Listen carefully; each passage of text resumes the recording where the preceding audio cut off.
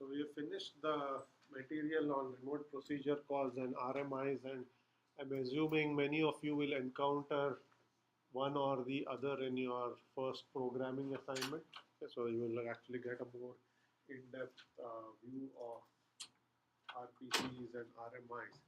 I may have omitted the slide on Sun RPCs. I will go back and look and bring that back. I think that was inadvertently left out. I did mean to do a case study of remote procedure calls, and I can look at that again because we're still continuing the discussion on communication.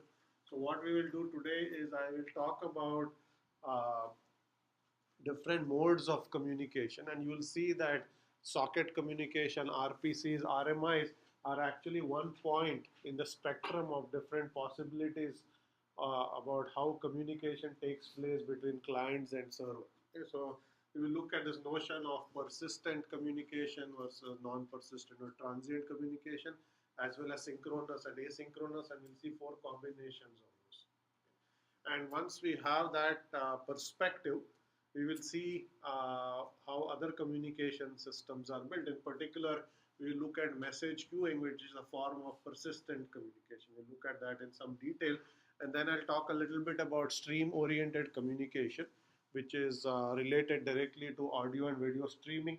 We already had a guest lecture on this topic, but what I will do is, for the purposes of this course, we want to have a little more formal discussion of how streaming takes place, what considerations arise when you think about stream-oriented communication, and so on. So we will look at those issues as well.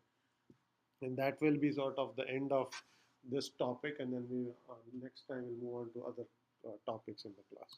Okay, so let's start with persistence and synchronicity. So the picture to keep in mind is there is a sender, a client, perhaps there's a receiver which is running a process or an application running on another machine, and they are trying to communicate. And any message that is sent, okay, goes through a sequence of intermediate nodes which we will call routers. Okay, these could be network routers, which are just IP routers that you actually use in the internet, or they could be application level routers. You'll see there are overlay networks where routing is happening at the application level, not at the network level.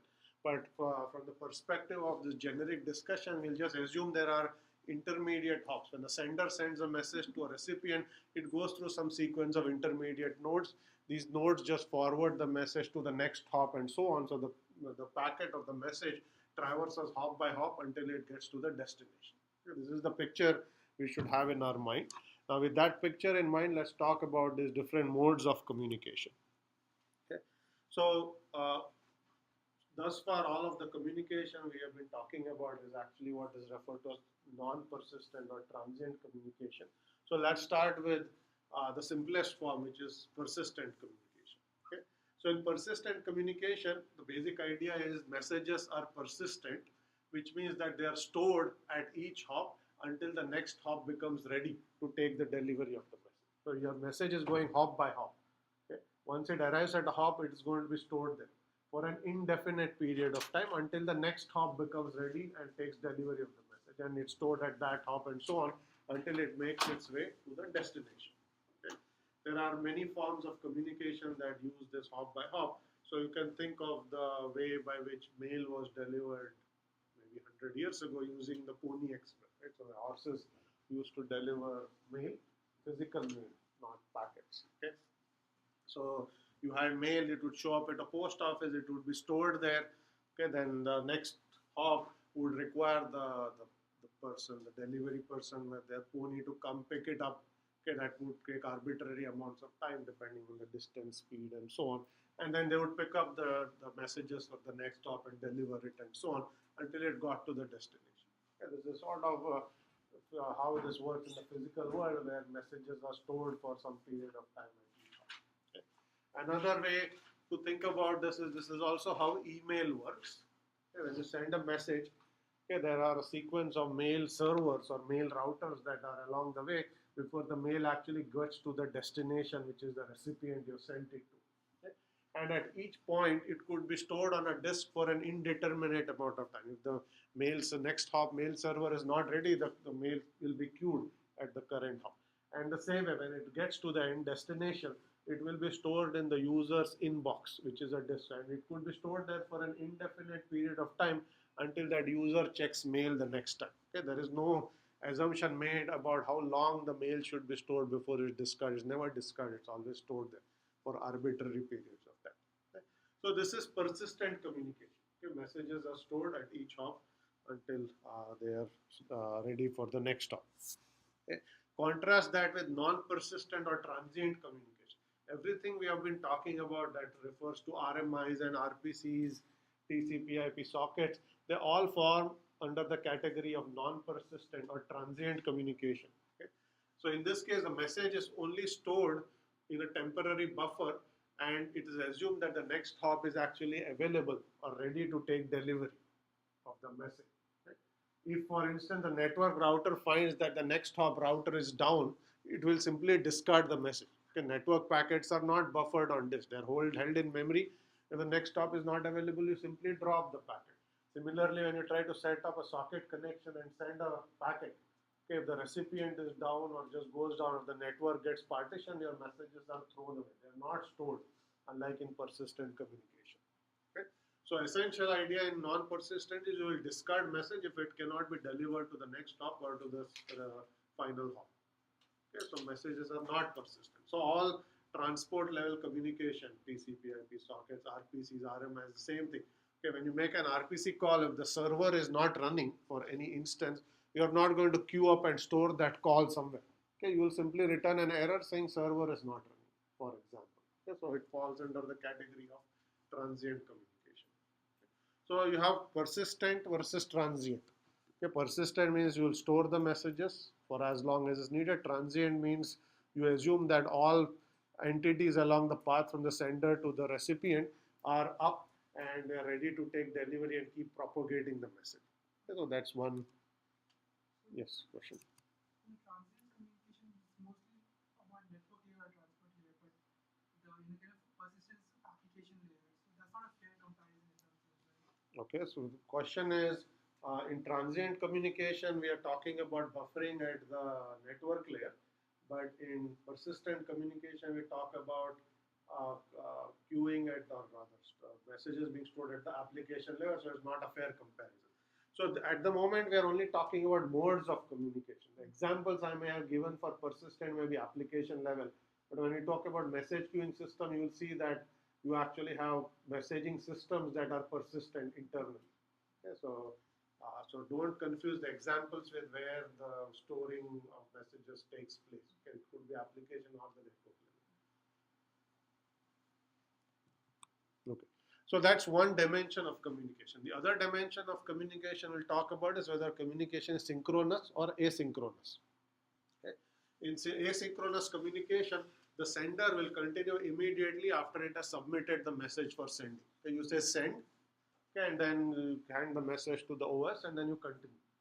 Okay, or you may wait for some small amount of time. So you only need a local buffer at the sending host. Okay? So this is non-blocking. Asynchronous always means non-blocking. Okay, whenever I use the term asynchronous, you should map it to the term non-blocking communication. Okay, in this case, it's communication, so it's non-blocking. Okay, synchronous always maps to blocking. Okay? So in this case, the sender is blocked until the message is not only stored in a local buffer at the receiving host, or it may actually be delivered to the application. So in this case, you are waiting for the message to have reached the other end in some shape or form. You are not waiting. In the previous case, you only hand it to the local machine, the OS on the local machine, and continue. Here, you wait until it reaches the remote machine. Okay, so you are blocked, in other words, until the message actually traverses the entire path and it reaches the other end. Okay, and depending on what is actually happening on the other end and what point you wait, we'll see that there are different flavors of synchronous communication. Okay. So communication could be synchronous, asynchronous, persistent, transient. Okay. So you can combine them and get 4 basic combinations. Within each combination, there may be different flavors of communication. So we'll actually look at 6 such combinations. Okay. 4 basic ones and 2 different flavors of synchronous, or actually 3. Okay. So this, the first one is where communication is persistent and asynchronous. Okay. Messages are stored and it is non-blocking. Okay. So you will see what is actually happening is that sender is A, receiver is B. Black line means the sender or the receiver is actually executing. Dotted lines mean it's not running. It doesn't even have to be up and running. So here A sends a message. Okay? It's stored somewhere, which is sort of this curved wavy lines that is stored for some indeterminate amount of time. At some later time t, okay, B is going to run and take delivery of the message. And at that point, A doesn't have to be running at all. Okay? So there are actually two different points in time, and there is some storage of the message in the network or at the application side. Okay? So this is basically persistent. Okay? And asynchronous says that, as you can see, that as soon as you send, A continues, so it's non-blocking. Okay? Is that clear? Okay. Example of, I'm going to give some applications in some case systems. Examples, you can think of email as an example of persistent and asynchronous. You send a mail, you don't wait for the mail to reach the other end, because you can mail client simply sends and continues. You can start doing other things.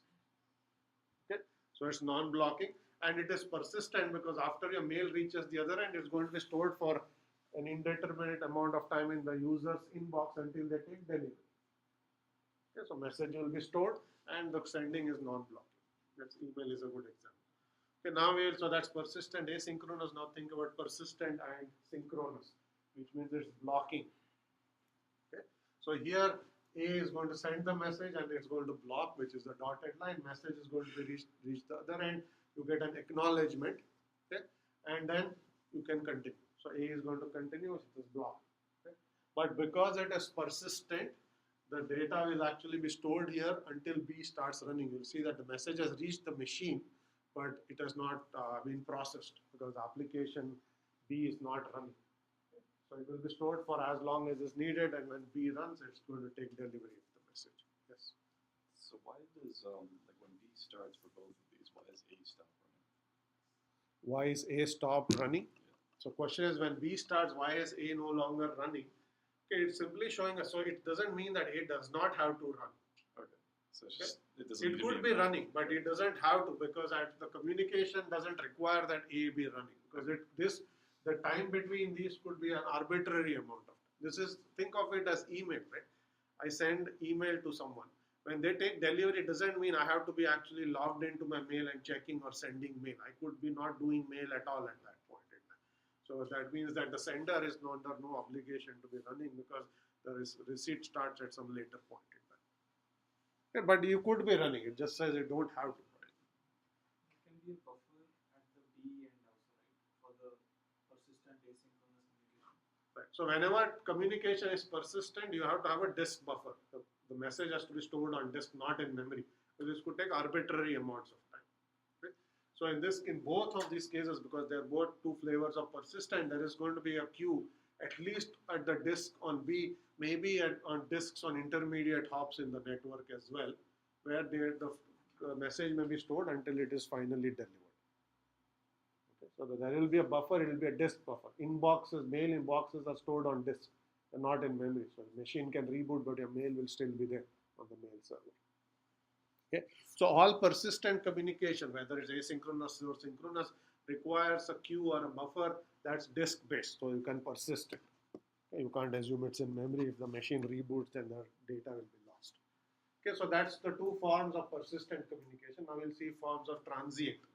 Okay, so first is transient and asynchronous.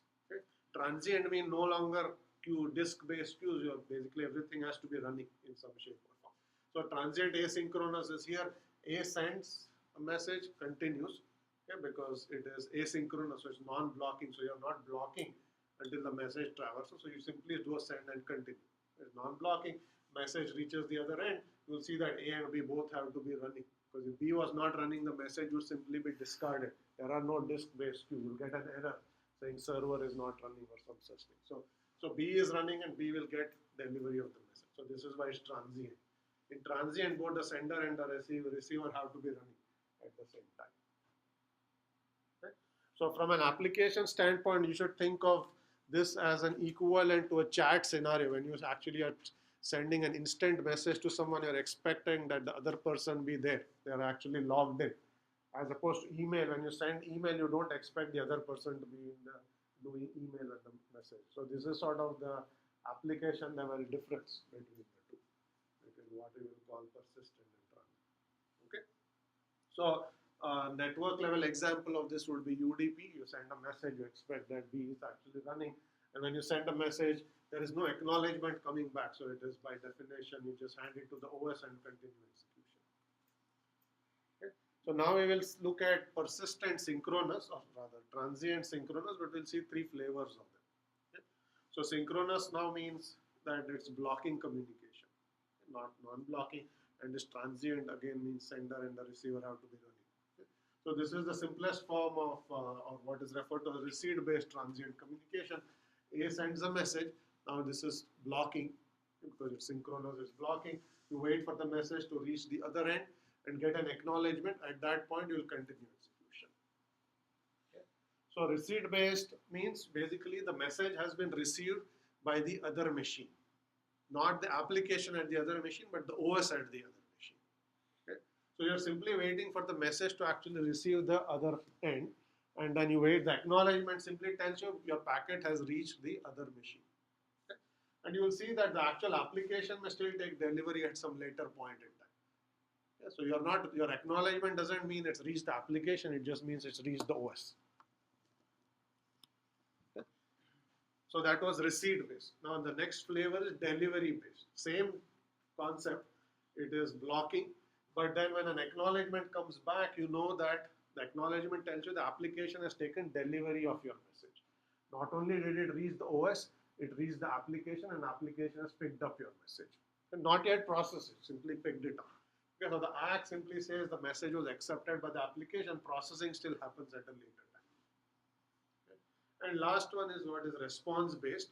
Not again, it's blocking from the sending perspective. So not only did it reach the OS, it reached the application, it was processed, and the acknowledgement could actually be a response saying that it was not only processed but a response came back.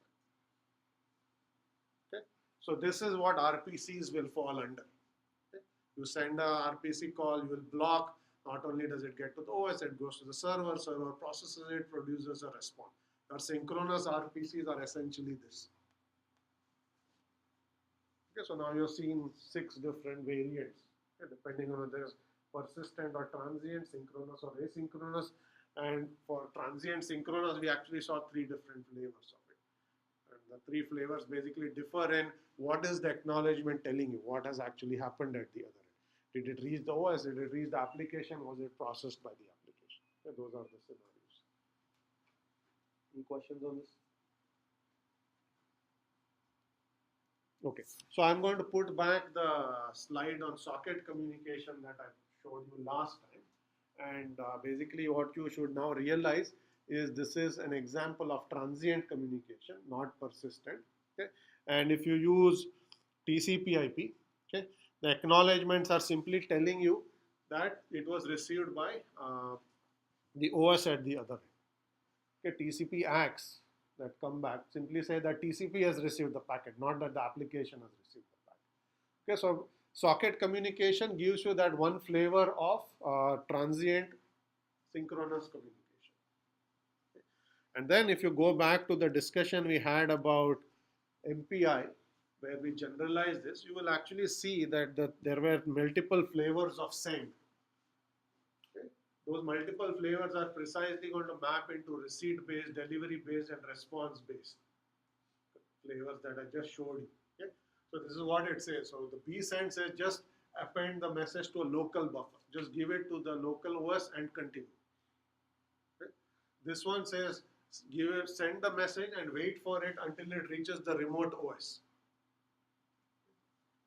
S send says send a message and wait until the application at the other end has taken delivery of the message.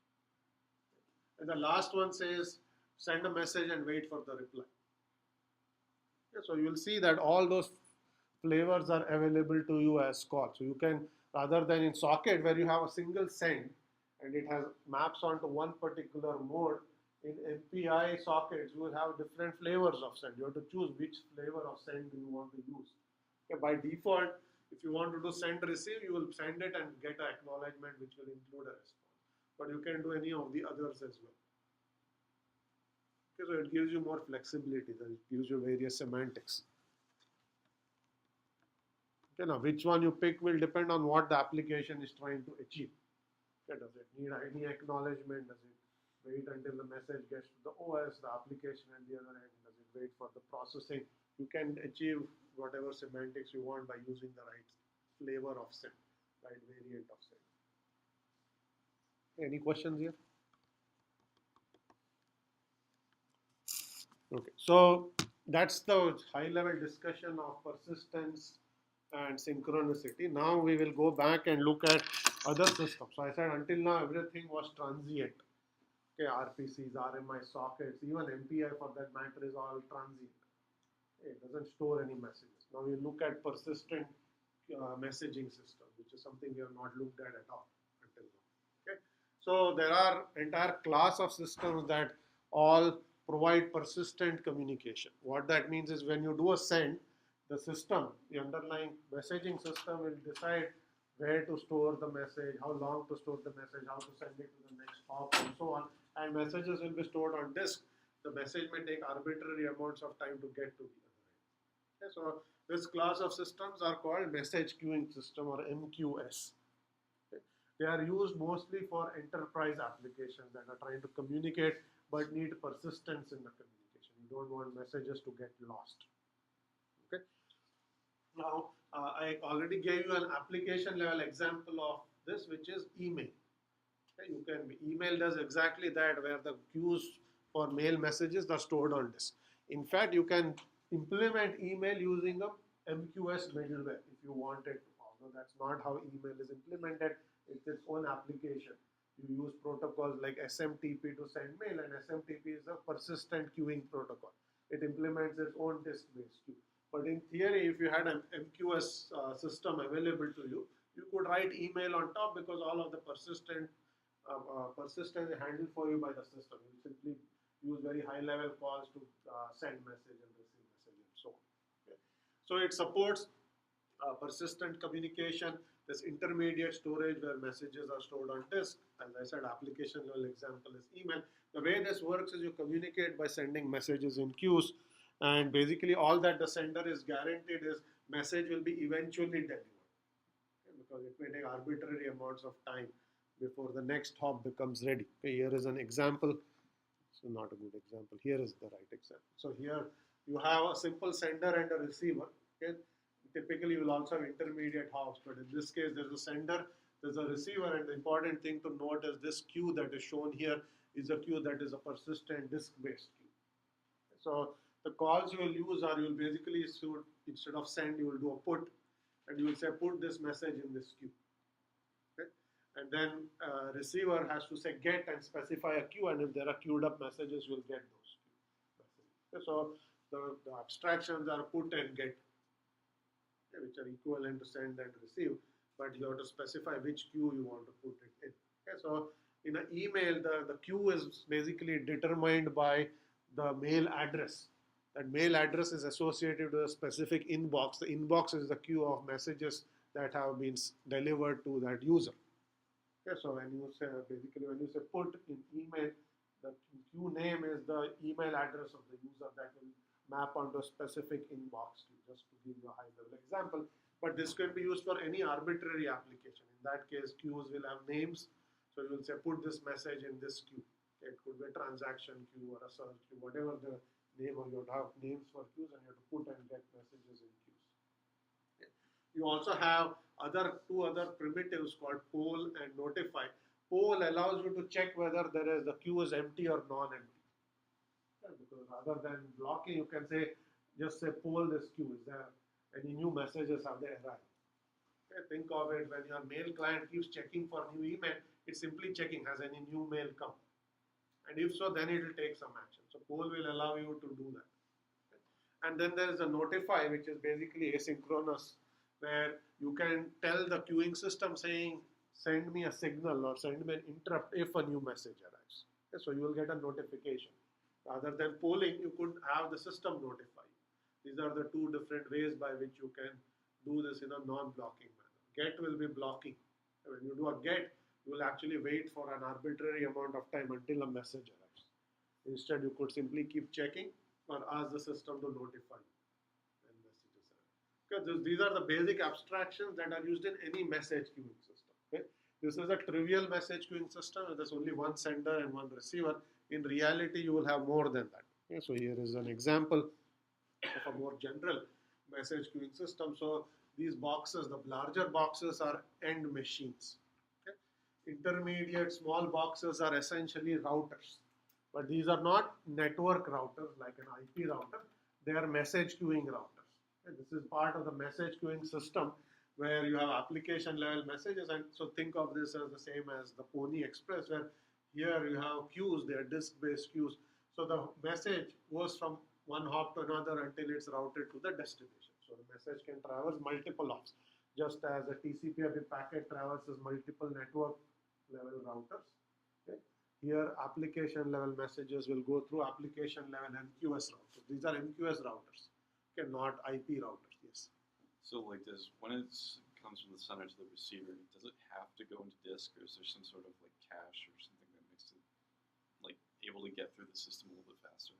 Okay. Question is, when you send and receive, does it have to go to disk, or can it actually be cached to make it go faster? Right?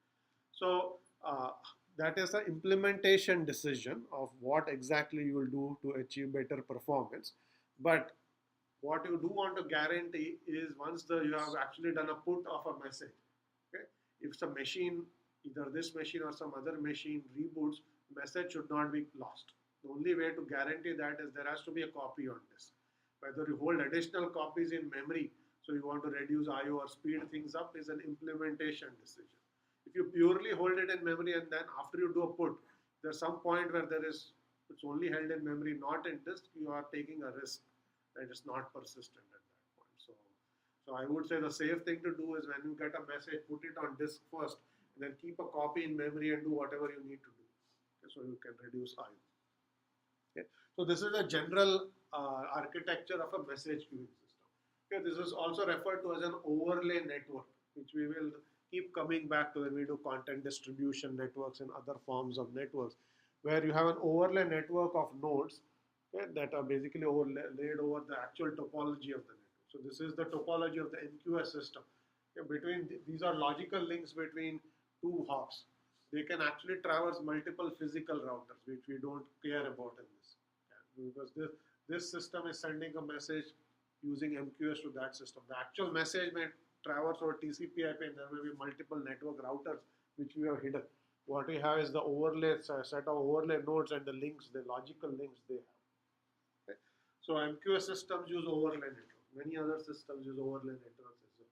Okay, it should be clear what an overlay network means. Okay, should I explain that again, or is that clear?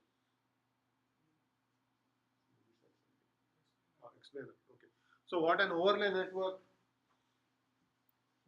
Marker first.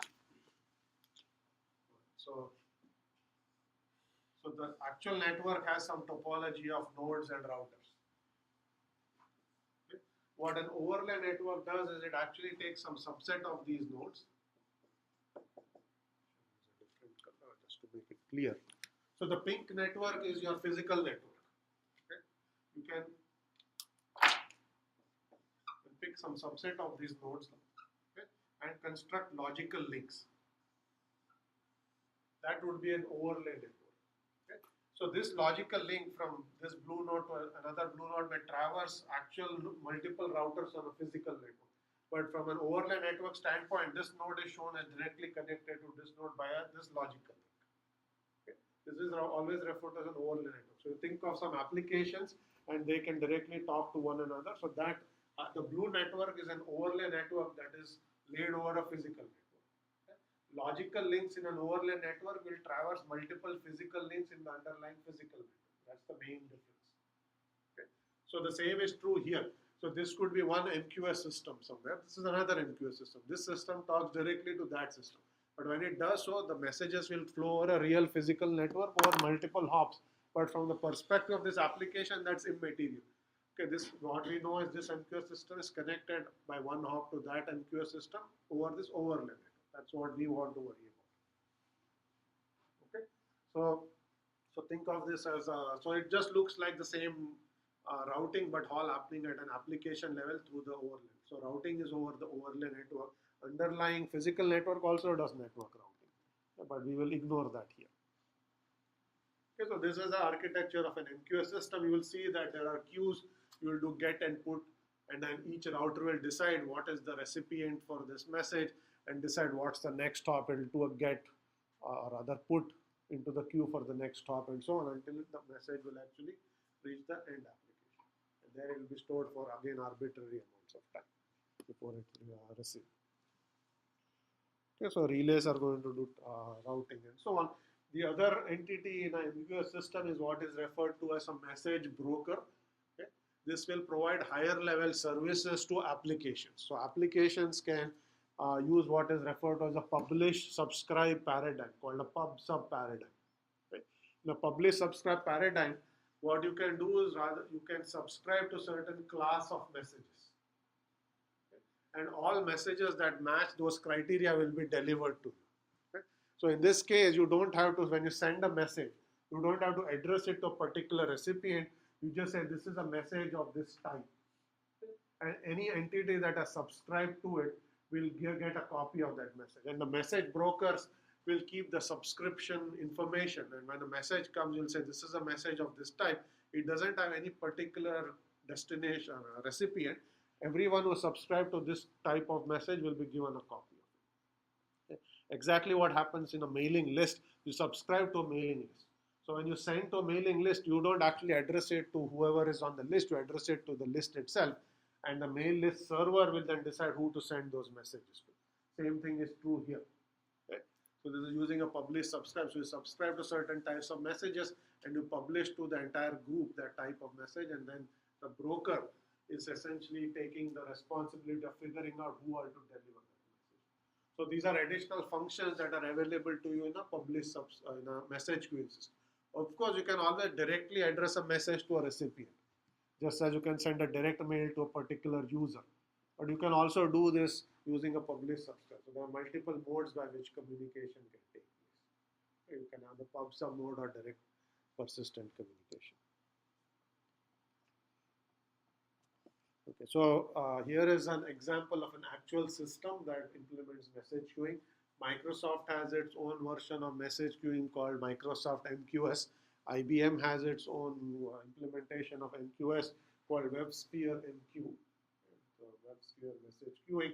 And this is a somewhat complicated looking picture that shows how IBM WebSphere MQ works.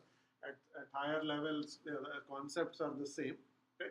So you have the sender, you have the receiver. These are the application level routers. You still have an overlay network. Okay? You have now the important thing to keep in mind is one entity talks to the next entity over some flavor of RPC communication. Hop by hop communication happens through RPCs, which is why you see some sort of stubs. And there is this notion of a message channel, which is what is a queue is referred to. A queue is called a message channel. It's a channel. These are just different terms, but they mean the same thing. Okay. So it is basically going to send hop by hop, and at each of these hops, these queues are actually persistent. They're stored on disk. Those gray boxes are routing tables. Okay, so you basically, when a message comes, you look at the routing table, say what is the next hop I should send this message to, and so on. Okay. So this is a middleware-based system. You can use WebSphere MQ or Microsoft MQS to build higher level applications, okay, which are typically used in enterprises and so on. So you can think of a purchase order. You send a purchase order, it will be sent to the next person who has to approve it. It will sit in their system, and then once they approve it, it will go to the next person and so on until it's sent off to the vendor. So these kinds of enterprise applications are built using MQS. Any questions here?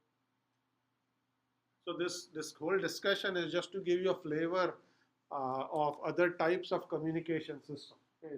It's not that everything uses RPCs, RMI socket. There's the entire class of system where messages persist. Sender and the receiver don't have to be running at the same time. In fact, that picture that I skipped over makes that very explicit. So you will see that there are 4 flavors of how communication can take place. The one is where the sender and the receiver are both running at the same time. So here the sender is running and sending a message, but the receiver is not running at that point. It runs at some later point in time. Okay, and you can see that when the receiver takes delivery of the message, the sender does not have to be running. And you can also have the scenario where neither the sender is running nor the receiver is running, but there's a message in transit and is stored somewhere in the network for some indeterminate amount of time. Okay, so you will have these four scenarios. Both the sender and the receiver run at the same time. One runs but not the other, and vice versa. And neither runs, in which case you basically see the message getting queued somewhere. Okay. Any questions on message queuing?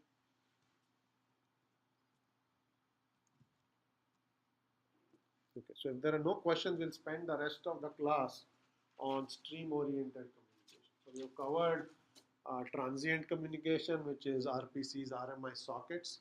We have covered persistent communication, which is message queuing systems. We also looked at MPI as an example of different flavors of whether you do synchronous, asynchronous, and so on. Okay. So those are all still request response. You send a request to get back a response. Now we look at streaming. You already have some flavor of what stream-oriented communication means because we did the guest lecture already, which was on video streaming. So much of this is going to be related to audio and video streaming, but we'll now look at it in a slightly different perspective. Okay. So message-oriented communication, request response. Okay. Streaming communication is referred to as isochronous. Okay. So what happens in streaming communication is, first of all, it is more server push based rather than client pull oriented. Okay, you basically simply have a request going to the server saying play. Okay, that could be your video player, your browser. You say play, and then the server simply starts pushing data to you. You don't keep sending requests to the server saying, give me the next bit of the audio or video files, give me the next bit. You don't do that. Okay, you simply say play, and then the data starts flowing to you, and you just start playing it out. Okay. So what this means is there is some timing information that's embedded in how data is actually being sent, received, and played out. Okay. In case of video, for instance, if you have good quality video, you may be playing up to 30 frames per second.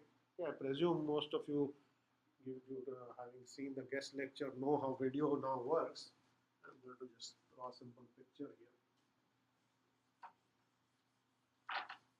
So think of a video file as a collection of images. Okay. Images meaning a picture. Okay.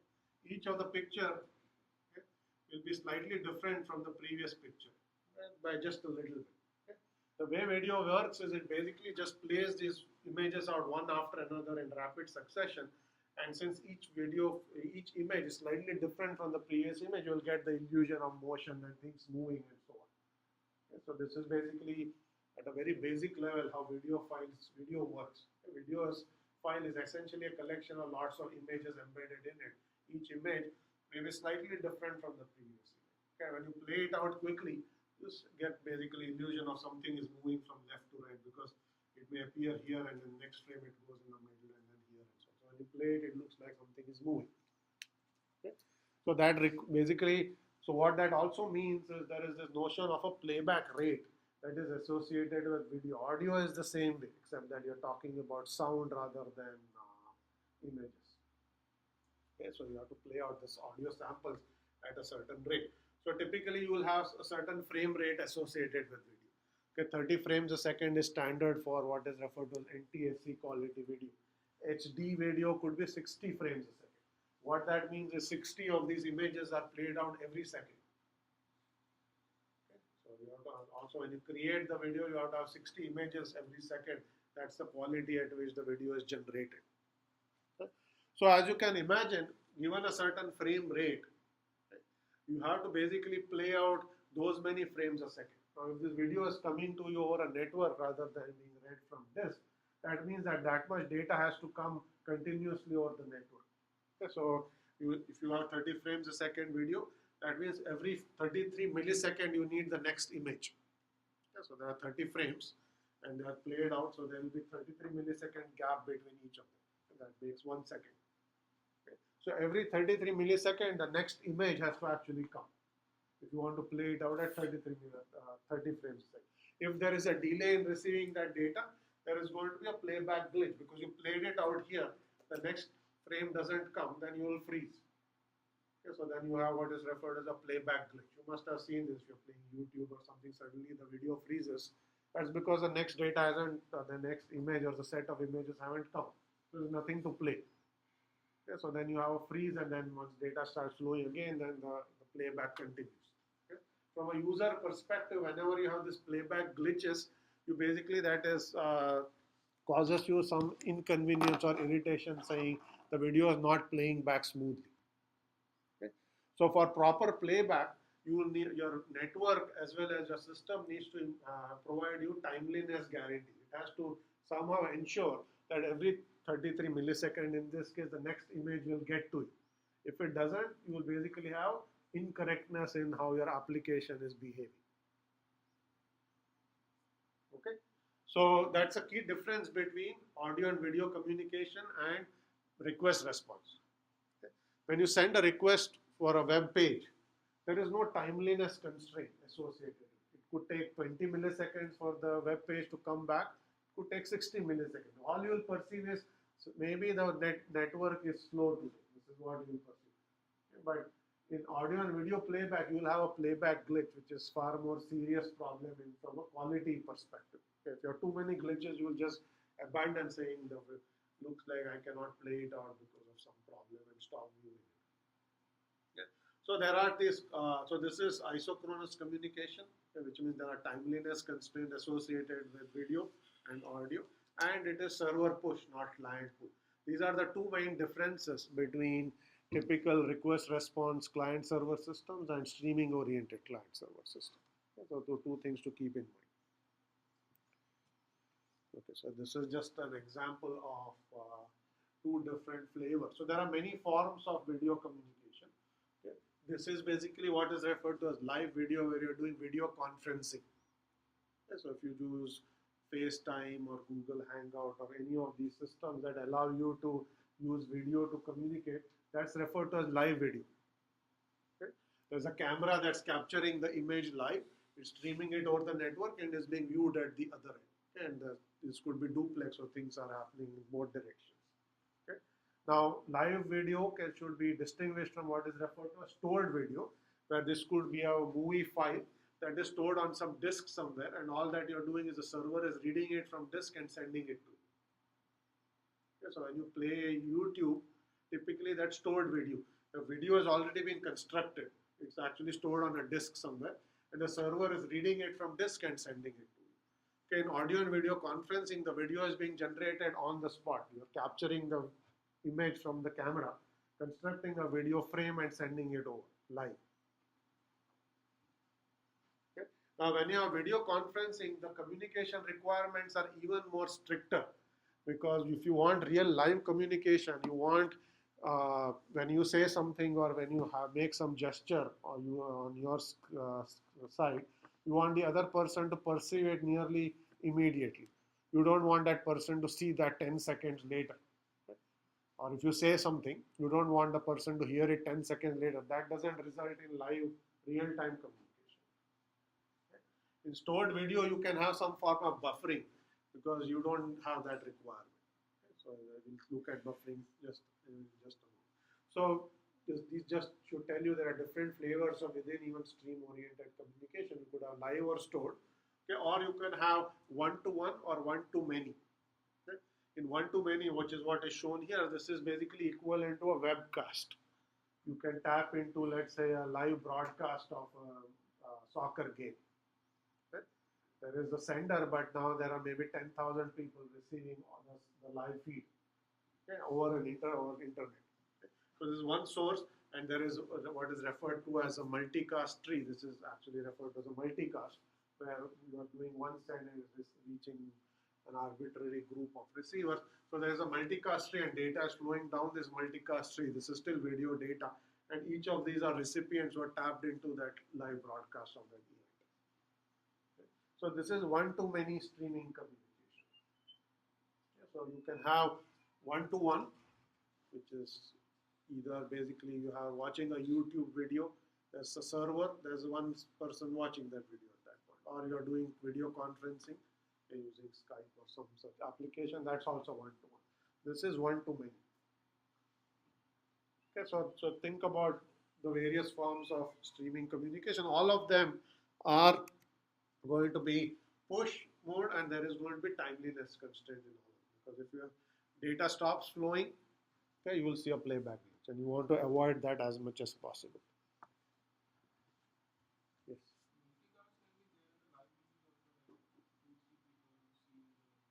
So multicast, so this question is, can multicast could be live or stored? This could also be live or stored.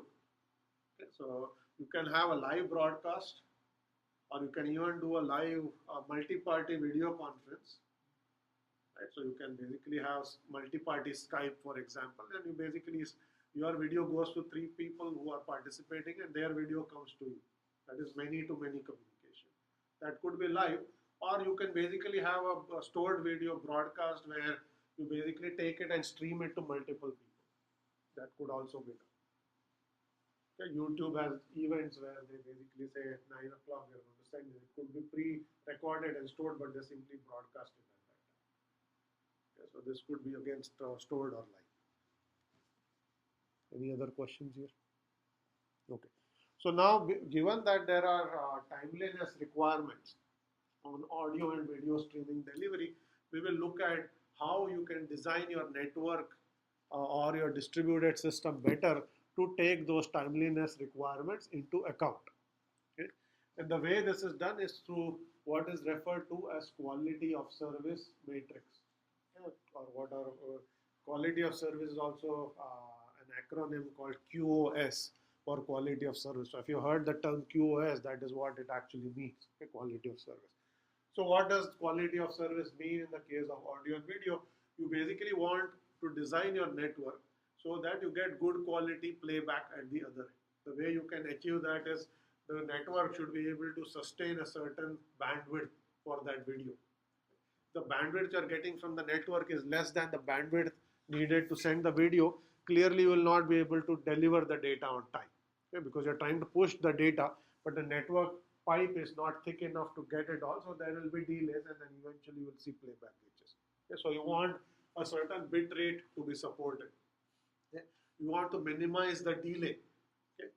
From the time you hit play to the time the movie starts, you want to minimize that time.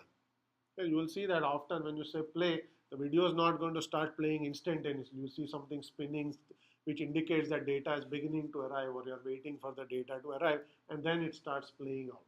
Okay, typically you use buffering and so on to minimize these problems, but you want to minimize the delay as much as possible. Okay, in the old days, you could hit play and it would take several minutes before your playback would start. Okay, today, nobody will wait for 5 minutes. If you think the YouTube doesn't start in 10 seconds, you'll say something is wrong and move on. But the user expectations are such that the streaming system needs to provide you that quality of service, that people may wait for a few seconds, or then they'll just assume something is wrong and move on. Okay, that's a expectation that users have. The system is not able to meet that, you will assume that something is wrong. Okay, so that's the delay. You will see that you also want to cap the amount of jitter, which is the variation in how data packets are transmitted, and I'll show some examples on this notion of jitter in the next few slides. Okay, so these are just simple metrics that tell you what kind of quality you want to expect from the network. Here is the sort of a much longer list of these metrics. We don't have to go through all of them. You'll see that there is a data rate, there is a transmission rate, there is loss. Okay, this is actually an important point in video delivery.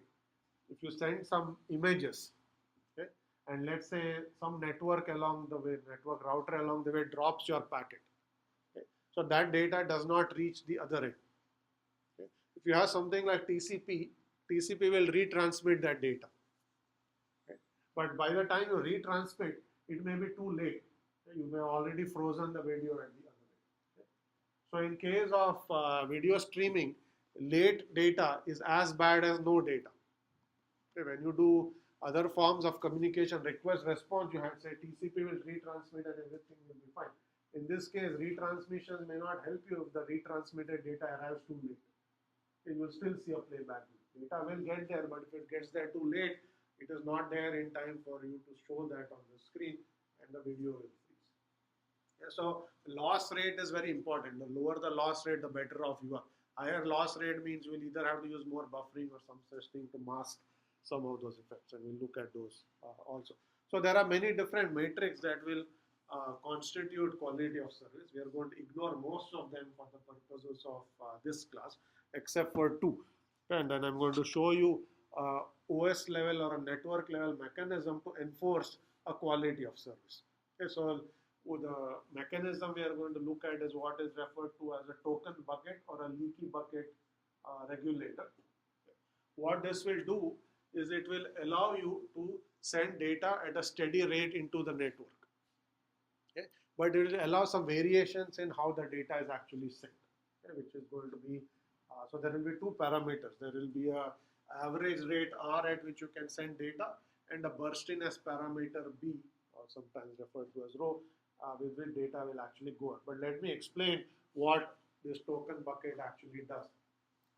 So the way this mechanism came about is when in the early days of when audio and video streaming systems were being designed, the way people thought of these systems is you want to basically tell the network saying, I want to send a video that is 1 megabits per second.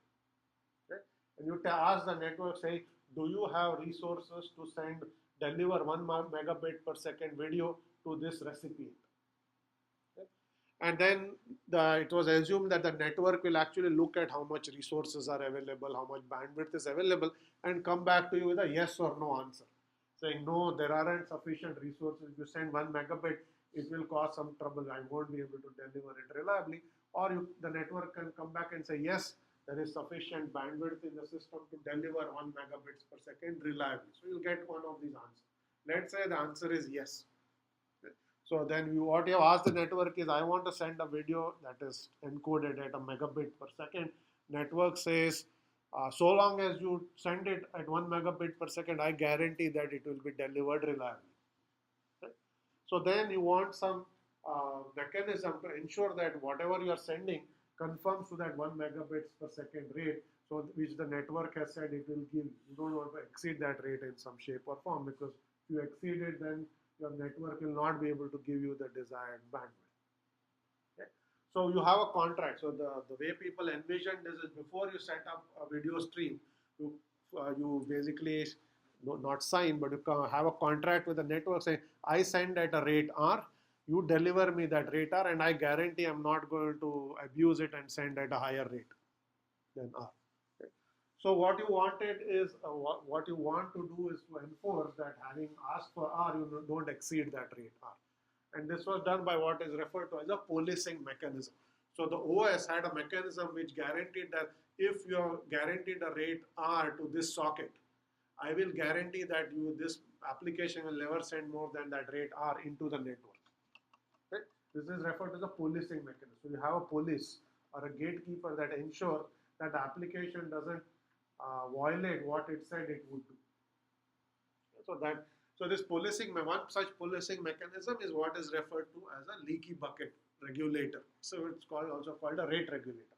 It guarantees that no matter what the application is doing, what actually goes into the network conforms to what it said it would do. Okay? So then the question is, how do you guarantee that? How does the mechanism work, and how does it guarantee? Okay, so now having explained all of this, I'll talk about how the technique actually works. But is there any question on what is the motivation for designing these kinds of policing mechanisms? Is it clear? Okay. Yes. What rate to ask to the network that I will send it? How to decide that rate? That's a good point. So question is, what rate will you actually send over the network? So, or what rate to ask for the network? So suppose you have already encoded the video. Okay, the video is a file that you have created on this. You can analyze the file and see every second, take the 30 frames images you're going to send in that second and say what is the actual size of those 30 images. Okay, that's the rate which you will send. So you analyze the entire video and say what is the maximum possible data I could dump onto the network at any time. Okay? And that is the rate you can ask. That's the peak rate. You could also find the average, saying In 1 second, the 30 images add up to 1 megabit, and another second it's 1.1, third second is 0.9. You just take an average and say this is the average rate. The actual rate will fluctuate from second to second. So some images will be consume a little more data, some less. Okay. So question of what to ask depends on what is the data you are going to send, what is the characteristic. Okay. So you have to analyze what you are going to do and ask for the right rate. But having asked that rate, you want to make sure that you enforce that rate. That's really the problem we are going to solve, not how to ask it. But that's a good point. You have to figure out what to ask. Okay. Now, I will preface all of this discussion with a caveat, which is that although these systems were designed in this fashion, today's internet doesn't actually work this way at all. Internet provides you best effort delivery. Internet doesn't make any guarantee. You can tell the internet, your network, say, I want to send 1 megabit per second. Network will say, fine, try, I'm going to do my best, but there are no guarantees. If the network becomes congested, your data will not get there. That's tough luck. Right? So these systems are designed to provide you a guarantee. You can design alternate forms of network that will actually guarantee you that if you want to send at rate R, and I have made sure that there is enough bandwidth, I'll reserve that much resources for you so that you will actually always get it no matter what happens later on. So this is more guaranteed service, which is not what you actually get from today's internet. Today's internet gives you best effort service. And the reason none of these mechanisms eventually made its way into real networks is it complicates the network. If you want to make what are called reservations or ask for guarantees, it complicates network design. Okay. Best effort networks are very simple. They are not making any guarantees. You give it some data, it does its best to get it to the other. It doesn't even guarantee it will make its way to the other. Packets could be dropped, they have to be retransmitted. The rate at which you get depend on what else is happening. The network becomes more congested after you started playing a video, you will start seeing bad performance. The network conditions stay good, the video will play out fine over this entire lifetime. There won't be any problem. Right? So that is what you have to live with, because none of these mechanisms are eventually adopted by any real networks. Okay? But the networks were designed, there were prototypes of it and so on. So at the moment, this whole discussion is of more academic sort of interest, because a real system today doesn't actually use this for streaming. And there are other uses for token bucket regulators. They are actually used in virtualization, for instance. If you have multiple virtual machines that share the same Ethernet interface, you can take the 1 gigabit per second Ethernet and give each of the virtual machines, let's say, 1/n of the network bandwidth. Okay? A rate regulator will then guarantee that if one VM starts sending too much data, okay, it will not hog the network bandwidth. The policing mechanism will ensure that there are other VMs, they also need some network bandwidth, so you will try to share your network bandwidth. So they are used for those kinds of mechanisms, not for streaming. Okay, but they were designed for streaming systems originally. Okay, so they are still of some use, but not what they were originally designed for, but in other contexts. Okay. So having said all of that, let's now talk about what this token bucket actually does. So token bucket is also referred to as a leaky bucket regulator, and the reason for it is as follows. So let's assume there is a bucket, okay, which is going to have a leak. So what you will do is you will basically generate tokens. Okay. You generate a token, and you will generate one token at you generate tokens at a certain rate R, okay, which means every 1 or R seconds you will generate a new token and you will put it in the bucket. Okay. And the bucket will have a maximum depth B, okay, which means once there are B tokens have been generated, any additional tokens will overflow and have to be thrown. So the bucket can hold at most B tokens at any time. That's the depth of the bucket. Okay. And then what you simply want to do is, let's say there's an application that is simply sending packets. Okay. As each packet goes, this is the OS, as each packet goes out of the OS into the network, it has to grab a token. If a token is available, it will grab that token and immediately go out of the network. If there's no token available, it has to wait until one is generated. And tokens are being steadily generated at a rate R. Every second there are R tokens generated. They should tell you that on an average you can't send more than R packets per second, because that's the rate at which they're generated. But you don't have to stand at a constant rate R, because you may have tokens accumulated in the bucket. You can occasionally send bursts. Okay, so in particular, if the bucket is full, you can send B packets all at once. Okay. If the bucket is full, all the B packets will get 1 tokens each. Bucket will be empty, all the packets will go out. So there will be a burst. Okay, means the instantaneous bandwidth will go up because you sent a lot of data in a short period of time. Okay. But once the token bucket is emptied, any subsequent packets when the burst has gone out have to wait until each token is generated. So you will go back to the average rate. Okay. So on the whole, you have to basically, what this leaky bucket is doing is it's enforcing that packets go out at a rate R, and you can never have more than a burst B. And the deeper the bucket, the larger the burst you can send. In the degenerate case, if the depth of the bucket is 1, then you are going to stand at a constant rate, because you can never send 2 packets all at once. Only 1 packet can go out, and you can only send a packet at a rate of R. Is that clear? So this is an OS level mechanism. So if you have a leaky bucket associated with a socket, okay, it will guarantee that when packets are going out, they will basically conform to these two quality of service parameters. The rate at which you can send can never exceed an average rate R, and the instantaneous burst that you send can never exceed B packets. Okay, is that clear?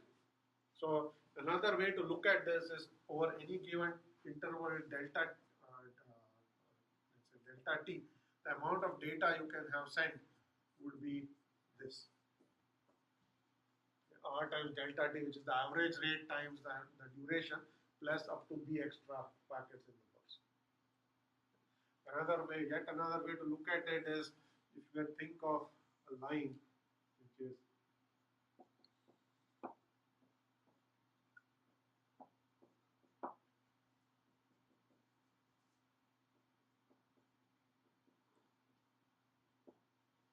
so this is this x and y axis. This is a line with slope of R and a y-intercept of B. That's why the equation of the line is R times T plus B. Okay. What a leaky bucket will do is, if you keep an incrementing counter that tracks how many packets have been sent, that the number of packets sent will always be below this line. It can never exceed that line. Okay, because this is the rate at which you are capped at. So you will be capped at RT plus B. So any time T, you could never have sent more than. So you will basically be under this curve, guarantee. Regardless of what you are trying to do, you'll basically get packets that are queued up waiting to go out.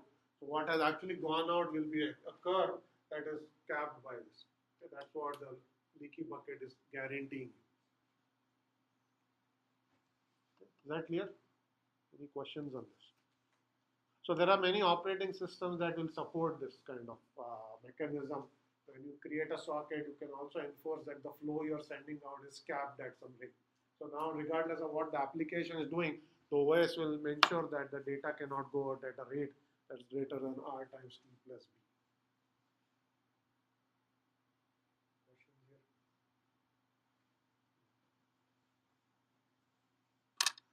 Okay, so that is leaky bucket. I already talked about most of this, which we will ignore. So here is an example of what is actually happening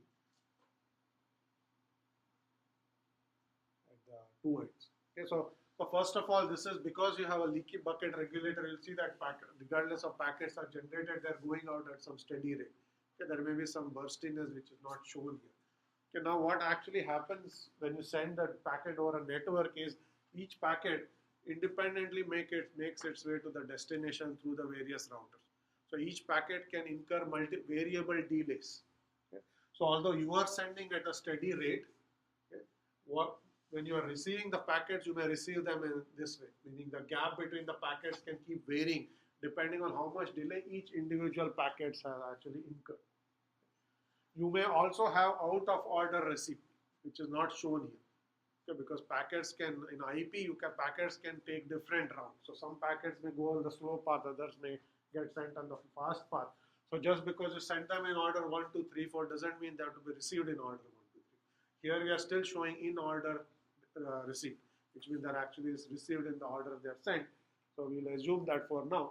But what is going to be for sure is the delay between two packets can keep varying over time. This is what is referred to as jitter. Jitter is basically the difference in the inter-arrival rates. You may send at a steady rate R, which is, you can see that they're sent at a very steady rate, but when they are received, you can have variable delays between successive packets. Okay. So now why are we talking about all this? What does this mean? So what this means is if you start playing out your video, the moment the first frame is received, you will see that there is going to be a problem. Because just because you send send an image every 33 milliseconds doesn't mean that data will be received every 33 milliseconds. Okay, next image may come in 10 milliseconds, it may take 40 milliseconds. Okay, so here you started playing back immediately. You start play back the first image, and by the time it's time to play the second image, data hasn't come. Freeze. And you will basically do the same thing again. And then after packet 2 again you will freeze. You do 3, and then things seem to go okay for a while. 3, 4, 5 come in the order in which they are expected at the right time. So you play it out. Again, there is a delay. Okay? Again, the data freezes. Okay? So if you do the naive thing, which is you start playing the, images as they come over a network, you will see a lot of playback glitches in your video. Okay? So then the question is, should you design your playback, or should you design your video player that you have in your browser? Because this part is not going to go away. Because internet is best effort. The delays are variable. You can't guarantee that they will actually be received at a steady rate. So what could you do?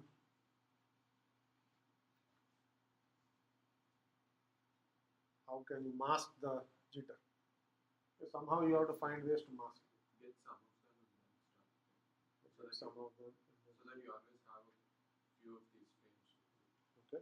But yeah, it's the same thing. You have some sort of threshold where you start after like 6 or 7. Okay, so the observation that is being made is right, which is you basically have what is called a client playback buffer. You don't play back as soon as the first frame has appeared. You wait for some of them to come up. So now you have a batch that already arrived. Okay? And then you start playing. So what that means is if things slow down, you will start running, the queue will start shrinking because you don't have enough data, but you still have data to play. And hopefully before the queue becomes 0, the buffer empties, more data would have arrived. Okay? And if the data comes faster than expected, the queue size will keep growing. Okay? So always that's what is actually shown here is you wait until the first 6 frames have arrived. So now all 6 are in your buffer, so you start playing them out. So you keep playing them, and if data still comes at a steady rate, well and good. But if there is suddenly a very long gap, you will now have played out all the 6 frames in your buffer and there isn't any more data to play, you'll still have a play. So your buffer has to be large enough so that you will never have what is referred as a buffer underrun. Underrun means buffer emptied and no data is available. But you don't want to wait long enough, because the longer you wait, the playback delay goes up. You have a larger buffer, means data started coming, but you're not playing it back, and the user is still seeing this wheel spinning saying waiting, waiting, waiting, and the user will say 10 seconds have gone by, nothing has happened, time to give up. Okay? So this is going to be a delicate trade-off. How long should you wait? The longer you wait, the better user performance you can guarantee subsequently. But users are impatient. The longer you wait, the more likely is it that they will just think something is wrong and say the system doesn't seem to work. Okay?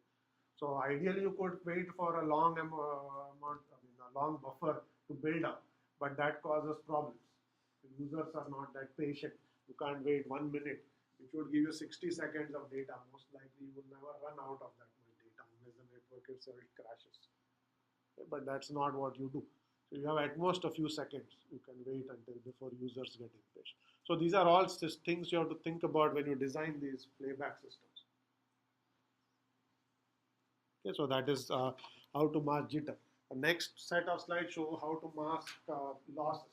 Okay, so in this case, we will assume that because data is coming at a continuous rate, you don't have the luxury of retransmitting data because it may be too late. Okay, if you miss, let's say 1, 2, 3, 4, 5 gets dropped and 6 comes in, you don't have time to actually resend 5 because by that time you already played out. And so it's too late. Okay, it's an image from the past that has come. You've already gone past that playback point. So question is, how do you handle these kinds of scenarios? So there are multiple ways to do this. One is you can always skip over some small amount of data in a video file. Users won't figure that out. Okay? In 1 second, if you played out 29 instead of 30, most users will not realize the difference at all, because human eye cannot tell the difference. Did you actually drop one image somewhere in between? It's not possible to actually get that level of perception. Okay? So it's certainly possible to skip over some of that data. But if the gap is large, you will actually recognize that. Okay? So what is that? So what is shown here? So here you are showing those 1, 2, 3, 4. Those are images or frames in a video. And what is shown is there is a gap where 9, 10, 11, 12 are actually lost.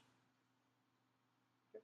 So when you play this out, you will play 1 through 8, and then you will skip and you will play 13. So 4 frames are lost. So you may see a small glitch, like there's some sort of a jump that happens in the video. A small part of it is missing. You may be able to perceive that if there's a gap is 4, 10 images. Okay, what is shown in the next scenario is where you scramble the send. Okay? You don't send them as 1, 2, 3, 4. You basically take those 16, you scramble them and send them as 1, 5, 9, 13. Then you send 2, 6, 10, 14. Then you send 3, 7, 11, 15. So you still get 4 images that are lost, okay? But they are not consecutive frames. Okay? They are basically one image here, one image here, one image here. So you will still skip from 3 to 2 to 4 and 6 to 8 and 10 to 12. But since each of those are smaller gaps, human eye will not be able to perceive. Okay? So if you so this is referred to as mechanisms to do what are called forward error correction. There's no time to resend data. So either you send redundant data or you scramble the delivery so that the losses are spread out more widely rather than being concentrated. Concentrated losses cause problems.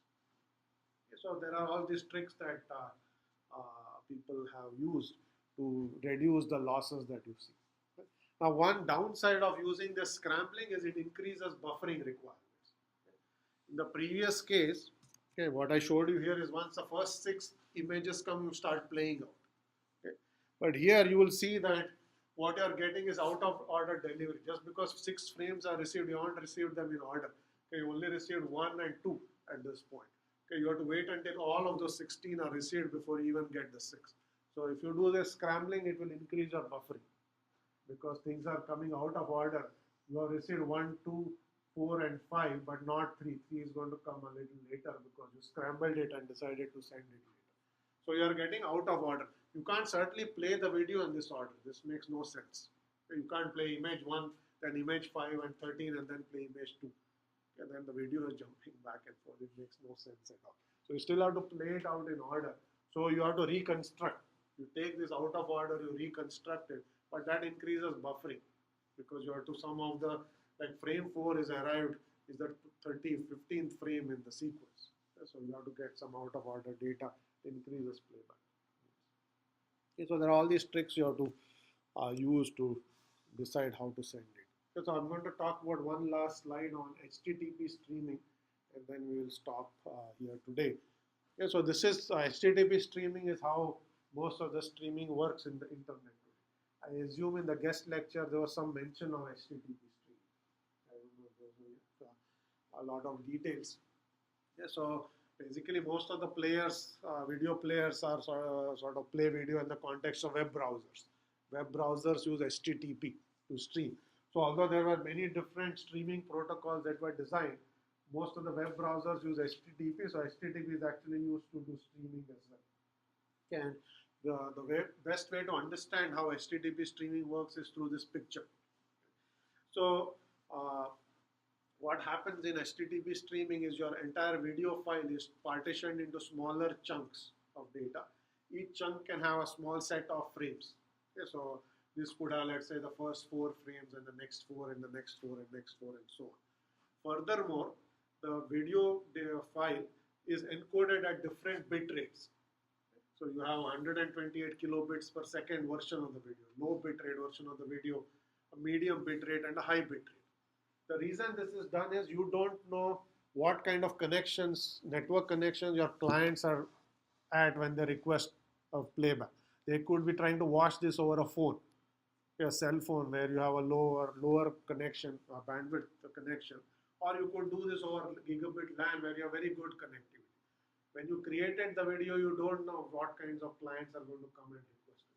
So you encode the file at multiple quality levels, which will give you different bit rates. And then what happens in HTTP streaming is when a video is requested, you first start with the medium bit rate. You send this the red chunk. And then you ask the player saying, are you getting data or are there glitches? If you see that the video player is reporting problems saying there are glitches, data is not arriving at the right rate, you will say, okay, for the next few frames, I'm going to lower the quality. Now I'm going to send at half the rate. Hopefully that there may be enough bandwidth. So you'll dynamically lower the quality. The video may become a little more grainy. You may have seen this when you do YouTube. Sometimes the video looks grainy, sometimes it looks good. The reason is the player and the server are changing the quality based on network conditions on the fly. Okay. If you are at one level and the data playback is proceeding smoothly, the player may get more ambitious and say, send me the next higher quality level. Maybe the network conditions are good. I try to show my user even better quality. So you may jump to the blue, which will require half a megabit. Okay. And if you have half a megabit, you will basically jump and stay at that level. If you start, the player says, I'm starting to see losses or problems, you'll lower it. Okay. So you'll keep changing the quality over the course of the video. It's a single video, but you've partitioned it into chunks. Each chunk is being retrieved over HTTP. Okay, this is not server push, because this HTTP is client pull. Okay, so you basically say HTTP request chunk 1. You say send it at red quality. Okay, did it come okay? Then you basically say let me try blue quality better. If it's not, then you lower. So you'll keep doing this. So this kind of technique is referred to as dash streaming, direct adaptive streaming over HTTP. So you are using HTTP, not a server push protocol, unlike whatever I said, real streaming over HTTP doesn't unfortunately use server push. It is still client pull based for different chunks of the data. Furthermore, the player and the server are collaborating to decide what is the right quality at which you can show the video smoothly to the user. Right? So this is essentially how things like YouTube and Netflix, they all work this way. Okay, so they are essentially using HTTP type streaming. They are adaptively changing the quality so that you still get the a reasonable playback. What you don't want is try to show it at the best quality and have lots of glitches. It's better to show slightly lower quality video that still plays out smoothly. That's the overall technique being used here. Okay. So that's HTTP streaming. We'll stop here for today. If there's a question, yes. Quick note, we could still try to simulate a streaming effect here by saying I can request, a client can request for like 1 gig of data in one request. So because there is no response limit size, you could still keep it packetized, but still making sure that the push it is coming from the server and the client doesn't have to ask every packet. Yes. So I should mention the point being made is you can still use HTTP and simulate push by not asking for every packet. In fact, that is what is done. These chunks are not small. They could be 1 megabyte or 10 megabyte chunks. Okay? So within each chunk, you are doing push. You are not requesting one packet or one image at a time. This is not an image, it's a chunk. A chunk is a small portion. Let's say it's 1 second or 5 seconds of video. Okay? So you are not doing this on a frame by frame basis. So these are still chunks. Within each chunk, you are doing a push. Across chunks, you are doing pull. Exactly what you said, except that you don't request a gigabyte. You request, let's say, 5 seconds of the video. And those 5 seconds are streamed to you. Then you say, what happened? Was the quality good or not? So then should you lower or raise it for the next chunk? But so each chunk is push, but across chunks you're doing pull. Okay, that's basically how things work. And you can decide what the chunk size is. That depends on how the video is encoded and so on. Okay, so it could be 1 second, 5 seconds, it could even be 30 seconds. Okay, the larger the chunk, the less responsive you will be. You have to wait for 30 seconds. If you have 30-second chunks, that's the boundary at which you can raise or lower quality. So for up to 30 seconds, you may say bad quality or glitches, then things will get better. The smaller the chunk, the more requests you have to make because each chunk is pull based. But then you can react faster by lowering or raising the quality.